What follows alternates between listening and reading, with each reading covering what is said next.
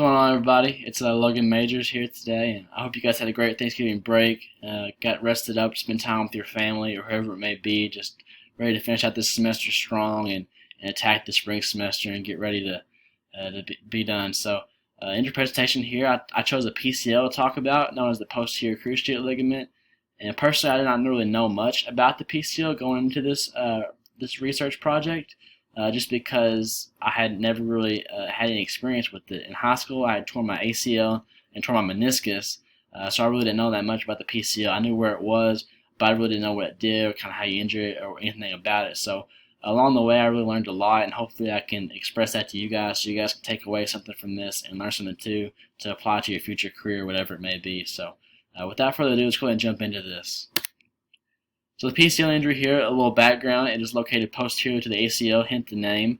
You can see it over here in this anatomical picture, located right here. As you can see, it kind of forms an X-like pattern with the ACL. And the purpose of the PCL is to kind of keep the tibia stable and prevent it from going into the posterior hyperextension. And so that's where we're going to see a lot of the injuries at. We'll talk about later. That's when the knee is flexed and lots of force comes and hits that tibia and sends it backwards. So we'll talk about that later. The PCL is actually not injured a lot. You don't see it a lot. It was probably why you haven't really heard about it if you haven't heard about it. It accounts for less than 20% of total knee ligament and tendon damage, just because it is a little more stronger and it is a bigger comparison to the ACL, which is actually frequently injured if the knee is injured. So that's probably why you haven't heard of it, just because it is kind of less likely to be injured just because of its size and kind of its durability. So with that being said, we'll go into the likelihood and kind of causes of a PCL injury. I include this football picture here. As you will see, you're going to see some PCL injuries in sports with contact, such as football, soccer, or hockey, where kind of force can hit that tibia and send it backwards. I know some big names who tore their PCL in football, for example, Keenan Allen. I'm not sure if you guys have heard of him, but a while back he actually tore his PCL in an event kind of like this, where his knee was flexed, and then an opponent dove into his knee and sent that tibia backwards, which tore his PCL, so he was out for a little bit. And then also Zoltan Ibrahimovic, the soccer player, if you guys have heard of him, also tore his ACL and PCL a while back too. And like I said, I included a car picture down here just because that's where you're going to see the majority of PCL injuries, just because they're kind of a freak accident that requires a lot of force, just because PCL is pretty strong and stable in a normal healthy knee. So in a car wreck, for example, if this person got hit head on, the knee will be bent and it hits against the dashboard, sending that tibia backwards, and that could tear the PCL. And that's also why you see a lot of other knee injuries, ligament and tendon damage along with the PCL, just because it requires such a great amount of force that most of the time you're not only injuring the PCL, you're also maybe injuring the meniscus or any kind of other cartilage along in the knee that kind of caused damage with the blunt force that was required to damage the knee. So we'll go ahead and skip on to the symptoms. So symptoms of the PCL, they're not really indistinguishable by itself. They're going to have a lot of the same symptoms with other knee injuries, such as ACL or meniscus or LCL, MCL, whatever it may be. You're going to have that swelling, the instability, the walking compensations, limping, whatever it may be. You can't really tell a PCL injury just from the symptoms alone, just because a lot of the knee symptoms are pretty similar across the board. So you're definitely going to see swelling as soon as the injury happens. The knee going to get puffed up. The immune system's going to send lots of fluids down there to try to heal and combat what's going on. So to really determine a PCL injury, you're going to have to get to more a diagnostic test, as we'll go ahead and skip to right now, which is called the posterior draw test. And as you can see here, posterior draw test is when the testee, the physical therapist, orthopedic surgeon, orthopedic doctor, medical doctor, whatever it may be, is going to be sitting on the patient's foot right here. You can't really tell it from this GIF or GIF, but he's going to be sitting on their foot right here. He's going to be taking his thumbs on the tibia tuberosity. He's going to be shoving that tibia downward. And as you can see, in this individual, actually, there's lots of movement going on. So it's more than likely that this patient actually did tear his PCL, just because normally the knee shouldn't be moving that much with this test. Usually the PCL is pretty strong, like I mentioned earlier, so there's not going to be lots of movement and mobility with this test if a normal healthy knee. So This person actually did tear their PCL, so this is a great example just to see what an unhealthy, a torn PCL would look like with this posterior draw test. So now we're going to some treatment or surgical intervention that may be required for the PCL. A PCL is actually not required. PCL usually orthopedics try to stray away from surgery if it is just the PCL solely, just because the PCL can usually just heal by itself in 3 to 4 months with proper rest and ice, and just kind of keeping weight off of it and taking it easy.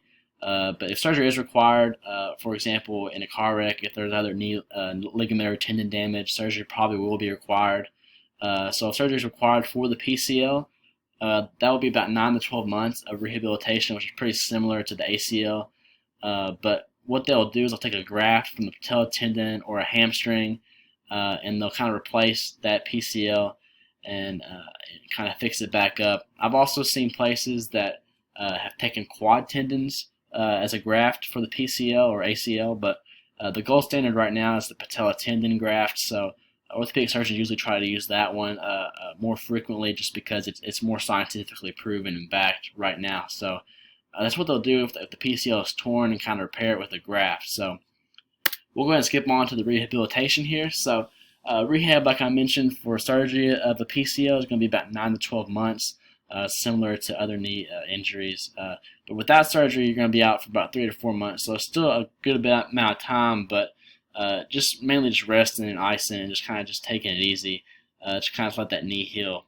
But some rehab exercises, as you can see, I included another GIF or GIF, however you want to pronounce it, down here of this fellow right here doing leg raises. So really mainly want to focus on, just like any other knee injury, is really trying to build up that leg strength. More importantly, the upper leg strength with quads and hip strengthening on the anterior side.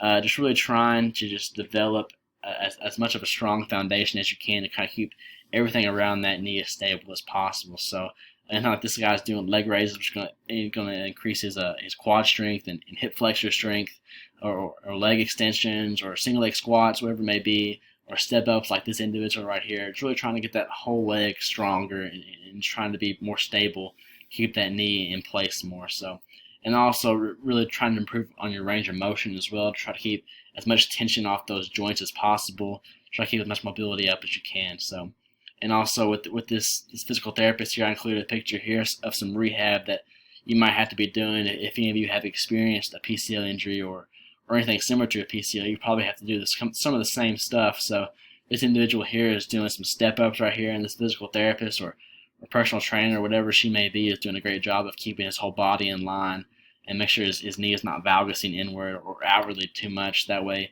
he's putting as less stress on that knee as possible and really keeping everything under center of gravity. So she's doing a really good job. That's really what you want to focus on, is good form as well too. So that's just a little bit of the rehab side of PCL. Like I mentioned, there's not really anything different that you need to do compared to like an ACL injury.